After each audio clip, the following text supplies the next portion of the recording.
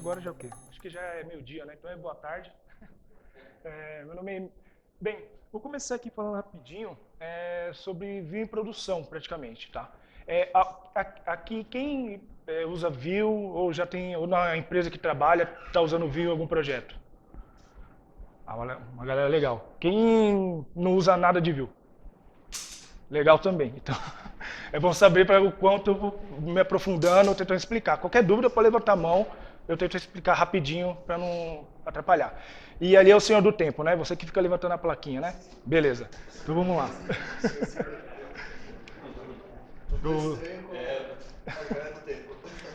Deixa eu ver aqui. E não cair. Acho que tem que apontar pro norte. Ah, será? Ah, então. Deixa eu tentar. Beleza. Bem, eu sou Emília Ioff, sou engenheiro front-end, não tenho CREA, tá? Coloca engenheiro porque fala assim na empresa, né? Engenharia. Mas eu sou front-end, no final fofurizador, né? Colore, mexe com JavaScript, é bem legal. Trabalho hoje no Grupo Zap, já estou lá há um ano. Antes disso eu estava na Log, passei pelo Walmart. Pode falar Walmart aqui? Não tem problema. Eu saí antes de falir, beleza? Não tive culpa. Bem, e lá no Grupo Zap a gente estava trabalhando com Vue já um tempo que eu já estou lá, quase um ano e meio. A gente foi aprendendo ao longo do tempo a fazer muita coisa, porque você não tem muito projeto em produção com Vue em coisas pesadas. E no Grupo Zap, no final, somos um marketplace. Então, tem muita coisa envolvida aí, não é apenas um produto ao qual a pessoa loga e está ali bem tranquilo. Vamos lá, vamos... Dá um passinho pra trás. Aconteceu alguma coisa. Passa. Vou fazer umas pausas pra respirar. Bem, como eu estava falando, no Grupo Zap a gente, acho que vou pular isso aqui, eu vou para isso logo. O que aconteceu? O Grupo Zap antes era o Viva Real com o Zap Imóveis. Em 2017 rolou uma fusão. Eu preciso falar disso para dar um pouquinho de contexto, porque até chegar a escolha do Vue e chegar no resultado que conseguimos. Então, com a fusão, trouxe muita coisa de legado, tanto de Viva Real quanto de Zap Imóveis, né? E aí, começou. Então, com o portal do Zap, tinha muita coisa legada. O que é essa coisa legada? Era um monolito, vamos lá, vai gravando na mente. Era um monolito, o portal do Zap, com o .NET, o jQuery, .less, tinha o Viva Pro, que era o Viva Real, com AngularJS, GUP, SAS, e o Zap Anuncio também, outro monolito. Então era muita coisa antiga, né? A gente está falando de coisa ali 2017, 2018, era uma coisa pesada ali para poder trabalhar. Não era fácil subir. O portal do Zap levava 4 horas para fazer um deploy. Então, se você faz um deploy, leva 4 horas. Se você vai dar um rollback, é 4 horas. Então, não dá, né? Então, a gente resolveu tomar algumas atitudes aí. O que a gente pensou? Vamos reescrever. Não dá, né? Eu tenho que viver. E por algum tempo a gente figurou esse gato aqui, reescrevendo as coisas. Então, como a gente vai reescrever tudo isso, né? Principalmente o portal do Zap em si. Hoje o Viva Real ainda continua sendo backbone, mesmo que eu não queira. Mas ainda vou resolver isso. Mas hoje, a ideia foi refazer o Zap. E aí a gente resolveu fazer uma Hack Week para tomar uma decisão de qual framework a gente ia escolher. O que a gente ia fazer, como a gente ia trabalhar. E principalmente ter team build, porque rolou uma fusão. É como simplesmente a sua empresa onde você estava deixasse de existir e virasse outra. E tivesse um monte de gente nova ali. Então tinha que ter o team build, empatia com essas pessoas, né? Afinal, está vendo uma empresa nova e você precisa... Você passa mais tempo na empresa do que em casa, né? Então tem que ter um pouco de empatia aí. Então essa Hack Week serve para isso, definir a nova stack. E aí, durante essa Hack Week, a gente fez algumas POCs com React e Vue. Sempre me perguntam, por que Vue? Por que você escolheu Vue? Sempre tem essa pergunta. Então, o que a gente fez? Com essa Hack Week, a gente pegou um time com o React, outro time com o Vue, e ali tentou fazer uma POC simples. Acabou que com o Vue foi mais fácil. Com o React deu para fazer também. Eu venho de um background de React. Eu fui mexer com o Vue dentro do Grupo Zap, quando escolheram. Mas, no final, é tudo framework, o importante é que é JavaScript. E no final, quem venceu foi o Vue. Por quê? Era mais leve, curva de aprendizagem era mais rápida, a documentação era muito melhor. Se você comprar a documentação do React com o Vue dá um belo banho em cima. Eu não sei como o Marquinhos deixa isso acontecer no Facebook, aquela documentação tão feia, como tá. mas é bem melhor. E também tinha um ponto muito importante. Nós precisávamos que, como é um framework de SPA, a gente precisava muito que o SEO estivesse presente no portal. Então, como era um SPA, isso complicava muito dentro do contexto para o Google ficar buscando. Então, o Vue tinha uma documentação muito melhor explicando como trabalhar fazendo isso com o SSR. E aí foi que a gente começou a trabalhar com o novo portal e com o SSR. O SSR é o seguinte, é Server-Side Render. A ideia é que todo o HTML, o Vue seja renderizado já no servidor. Então, eu vou mostrar aqui daqui a pouco a diferença de como funciona normalmente uma SPA dentro do server, mas a ideia é que todo o HTML já seja gerado no servidor, quando cair no browser já esteja todo o HTML gerado. Essa é a ideia. Isso é muito bom, porque quando o Google bater ali, todo o HTML está lá. Então, semanticamente, eu já sou seguro, estou tranquilo. Ao contrário de um SPA que dificulta isso, eu tenho alguns problemas. Lembrando que o portal é um marketplace, e a gente praticamente depende da busca do Google. Se você for procurar um imóvel, você vai buscar às vezes no Google, vai aparecer a gente lá, tanto o Viva quanto o Zap. Se não tiver isso, a gente morre. E a performance também. E aí, qual é a ideia? O processo do SSR é pegar todo o JS, todos os CSS que estão sendo carregados no browser e renderizar como estático pelo servidor. E aqui é brincadeira. Isso aqui seria como fosse o SPA mesmo, a versão do cliente. Então você tem lá o HTML pronto. Você vai fazer a requisição, o seu HTML básico, processa. Tem um JS ali que vai ser processado pelo browser, vai ter mais um momento, e aí o momento do view. É aquele momento tudo em cima do browser, do cliente do usuário. Tem todo um processo, é um pouco lento, o view tem que instanciar, tem toda uma pegada. E aí leva um pouco de tempo, a página só fica pronta praticamente no final. Mas SPA é assim, ela é rápida, mas tem esse processo. No server-side render, só tem um momento de load na requisição. Fez a requisição, já viu o HTML, o JS já está lá, o CSS já está lá. E o mais interessante, o view só faz o momento de hidratar o componente. Qual a ideia de hidratar? Como o HTML está todo pronto, ele só precisa fazer mesmo, instanciar ele e dar um hydrate. E aí fazer o componente ter um momento de init, de render e de path dele. E aí temos aqui foi a nossa primeira coisa que a gente fez no portal para refazer, foi a página de detalhes do portal. Isso já está em produção, tá? Quem quiser acessar o Zap Imóveis, você vai ver que é essa página. E aí a gente teve um tempo trabalhando nisso. E esse foi o primeiro caso que a gente subiu em produção, já tirando a página de detalhes e conseguindo diminuir o tempo de deploy. Eu não mexo no legado, nem a pau. Não dá, não dá. Aí eu fiquei praticamente focado trabalhando, eu e o time, né? Lógico, o time do portal de Zap, trabalhando nisso no tempo. O interessante é que são vários componentes aqui, tá? E a ideia é que, tipo, a galeria, tem ali a informação de preço, ali tem a informação do... Tem um laser aqui? Ó, tem o preço, aqui a informação do anunciante, que aqui você clica, você consegue mandar um lead, né? Que a gente fala, que é a mensagem. Aí tem aqui a descrição, mapa e recomendações. E aqui essas propagandas horríveis do Google, o widget para ajudar, tudo isso daqui principalmente é muito importante para a gente do SEO.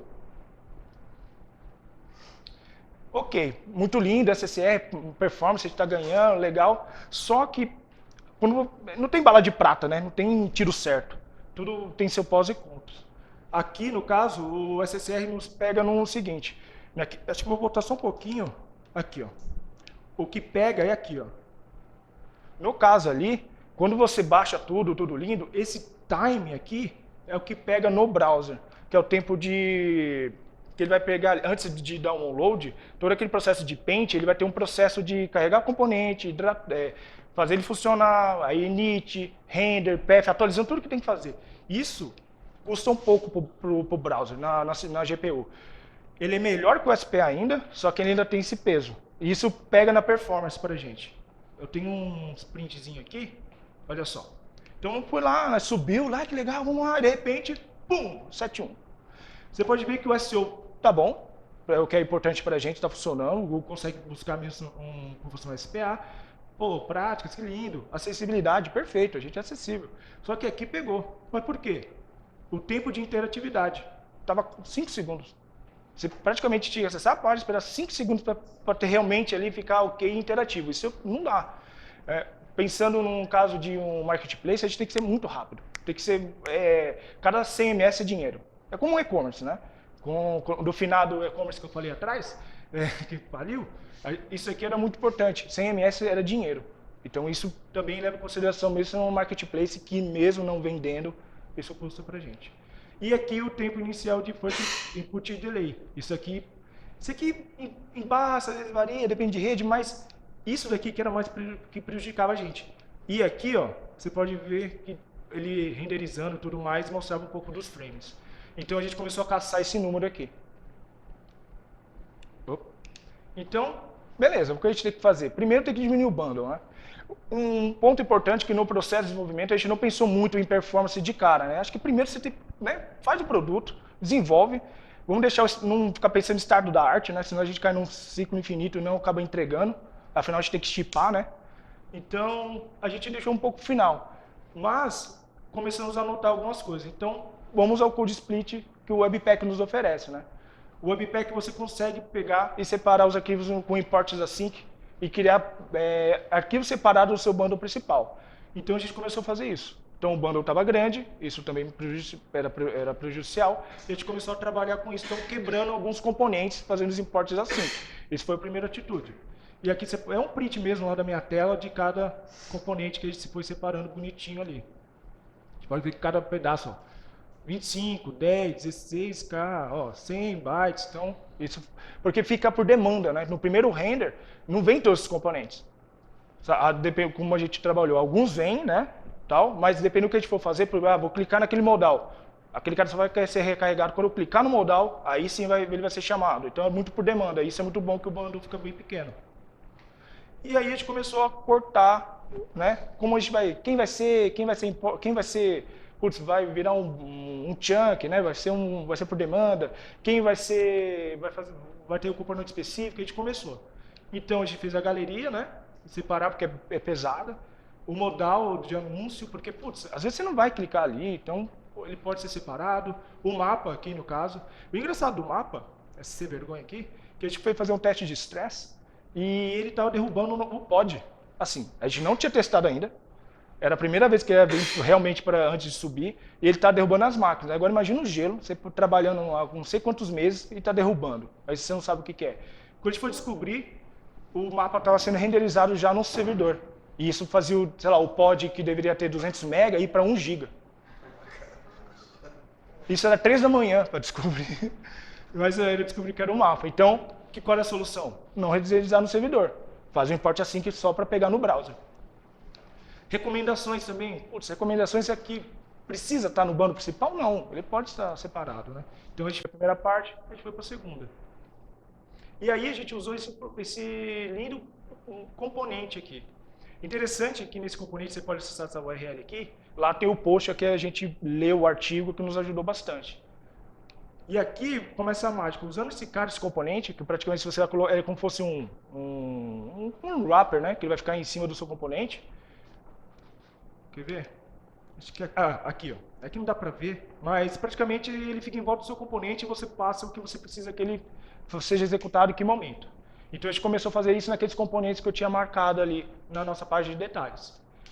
Também começamos a usar o componente de View Observe Visibility, que a ideia dele é que ele mostre quando o componente está visível.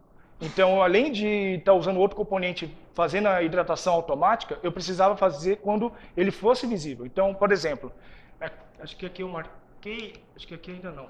Mas naquela página que eu demonstrei, tem os componentes ali circulados. No mapinha, eu só falo para a recomendação aparecer quando o usuário chegar no mapa, e aí ele vai fazer o componente aparecer. Como ele já está em um port async, com um bundle separado, e aí quando aparece eu mando chamar, então fica tudo por demanda, e ali naquele momento ele vai hidratar o componente. Então, praticamente, eu não tenho peso nisso ou consumo isso na minha GPU. Então fica bem mais rápido. E aqui tem mais ou menos como a gente faz lá, né? Então, tem os imports aqui dos métodos desse componente, do View Lazy Hydration, e aqui os nossos componentes, né? De recomendação e de amenities, que são os dados de qual o tamanho do imóvel, quantos banheiros e tudo mais. E aqui é como a gente faz para poder usar aquele outro componente, aquele outro cara que é o de visibility. Olha, aqui vai aparecer e aqui vai fazer tal ação. Então eu já pego aqui o meu componente, já passo aqui ele em volta, né, para nem precisar colocar no HTML, passando quando for visível e quando você estiver ocioso, pronto.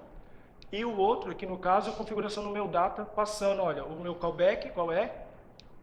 Aqui o método pronto, ele vai receber um true ou false, e esse daqui é meu data, que eu deixei. E aí no meu componente, isso aqui no meu componente, eu passo como a gente faz aqui. Então, por exemplo, no recomendação, tem aquele data, né, que recebe um true ou false. E aqui, quando for aparecer o full screen, você pode ver que aquele callback está aqui, ó, ele vai receber um true. Então, conforme vai rolando, vai acontecendo. E aí fica bem melhor. Recomendação precisa chegar lá embaixo, não precisa estar antes. Então, isso ajudou bastante. Aqui, só para mostrar rapidinho, o View Observe Visibility, a gente deixou como um plugin do View, então a gente já instanciou no início. Então ele fica no contexto global, você só precisa usar ele ali como se estivesse já importado dentro do seu arquivo. Aí aqui como ficou, igual eu falei, quando encostar no mapa, isso vai aparecer. Então foi várias técnicas que a gente foi fazendo para deixar de consumir a CPU. E aí também tem um ponto, né? E isso é algo bem específico, mas como eu vou perceber realmente se isso está acontecendo ou não, né? Porque até então você só está vendo e notando, olhando e tudo mais. O legal é você olhar no DevTools, né? Então, como medir essa performance? Então, tem alguns pontos que a gente precisa observar. Peraí. Então, ficou na ordem ao contrário, né? Aí, beleza. Então, o componente tem 3 momentos, né? No momento no time no DevTools, tá? Tem o momento de init, de render e de path. O init é quando ele acontece entre os eventos do lifecycle do componente entre before, create e created. O render é o tempo que leva para criar a instância no JavaScript. Esses geralmente são muito rápidos, tá? É bem instantâneo. Só se tiver algo muito errado para ele ficar bem grande. O cara que pega, que complica esse jovem aqui, ó. É onde acontece para ele se renderizar no DOM. Geralmente ele é o maior. Eu vou mostrar, tem um print aqui mostrando o tempo de cada um da alteração que a gente fez aqui.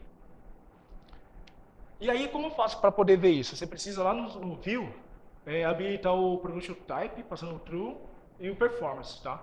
Principalmente o Performance. Senão, você não consegue ver no time do DevTools. Você não vai conseguir achar lá e não vai aparecer.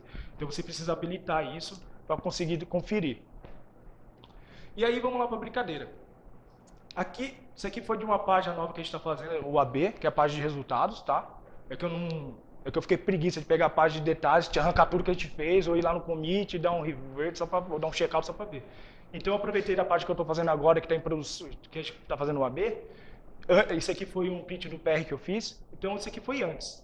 Então eu estava olhando aqui, ó, essa página, isso aqui todo o tempo que está levando para toda ação, todos os componentes dentro do browser executando aqui. Isso aqui é bem pesado. Então, quanto ele está levando aqui, ó, eu não fiquei com medo de não aparecer, mas aqui está 766,85 ms. É muita coisa. A página toda está levando isso, porque é uma página de resultados, é uma listagem de cards. Então, cada card executando, imagem rolando, era muita coisa. Então, isso ficava bem grande. Então, com aquele o performance ativado, eu conseguia verificar aqui cada componentezinho. Então, eu marquei aqui o app para ver o quanto está me influenciando. Isso é muito alto. A ideia é que seja 300 para baixo. Né? O Lighthouse te ajuda nisso, então a ideia é que ele seja muito para baixo. E aí, usando aquelas técnicas que eu montei com usando o code split, usando lazy hydration, usando visibility, tudo isso para poder hidratar na hora certa, fazer acontecer, então foi para 61 ms. Isso é muito, gente. Isso é muita coisa. De 700 e para 60 é muita coisa. Para você ver que o tempo do patch, aqui em cima, de cada componentezinho, pesa muito na aplicação. E pode ver que o desenho mudou muito, né? E o engraçado é que eu não consegui mostrar aqui, no caso, mas o componente de hydrate fica aqui, ó. Praticamente esses pontinhos são o componente de hydrate segurando o componente de acontecer. Você vê, a diferença é grande, ó. É bem grande. Isso é bem legal que a gente consegue ver e olhar cada componente específico e ver o quanto ele está consumindo. Mas no final deu certo? Afinal, a gente saiu daquele 71 no Lighthouse e tudo mais, a gente mudou o esquema de performance. Conseguimos. A gente conseguiu bater 100. Então, de 71, a gente foi para 100 de performance no Lighthouse. Isso usando um framework JavaScript com SSR, coisa de maluco que eu não vi ninguém fazendo ainda. E a gente nem sabia se a gente conseguia fazer isso, né? E isso foi muito importante porque a gente conseguiu realmente validar a morte do legado, né? Aquela desgraça do .NET e amigos, enfim, lá, para um framework JavaScript com todas as nuances que ele tem. E o legal é que o SEO tá ótimo lá. Isso aqui deve ser algumas bobeiras que eu não vi ainda. Mas, a gente lembrando, lembra que estava 5 segundos, quase 6 segundos? A gente foi para 1.9. Se você for rodar o Lighthouse, geralmente eu rodo o Lighthouse no web page test. Lá ele tem uma versão do Lighthouse bonitinha lá. Se você pegar uma página do Zap e jogar lá, isso pode variar dependendo da página que tem anunciante que coloca 500 imagens no anúncio dele, como se alguém fosse ver tudo isso. Mas ele coloca lá. Então isso pode variar um pouco, mas pegando os casos mais comuns, vai bater isso. Isso é muito bom porque a gente consegue resolver muita coisa. Então, o First Contact Paint é 1 segundo, o Speed Test é 1.7, o tempo de interatividade foi para 1.9, o Paint foi para 1.1, a CPU idle foi para 1.9 e é aquilo que eu falei, né? O bandido aqui de 300 foi para 500, mas aí pode ser uma coisa em rede em si, mas isso aqui varia um pouco. Isso aqui ainda vou caçar para deixar verde. Vermelho é meio tenso, né? Às vezes tá dando errado alguma coisa. Mas isso deu muito certo, ajudou muita gente lá. Bem, é isso. Se alguém tiver alguma dúvida, se eu falei muito rápido ou faltou alguma coisa, pode perguntar, eu respondo agora. Temos vagas, tá? Lá no grupo Zap tem umas vagas infinitas, eu não sei quando acaba, não sei de onde tira tanta gente, mas estão contratando. Lá é front, back, data science, é tudo. Então, se quiser ir trabalhar com a gente, fica à vontade. E precisar, estou aqui. Dúvidas? Só uma pergunta.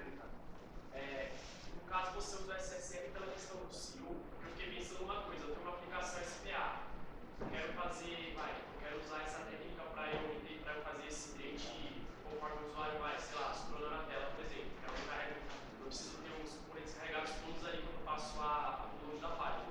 No SPA isso funcionaria igual? Igual. No caso, você não precisaria usar o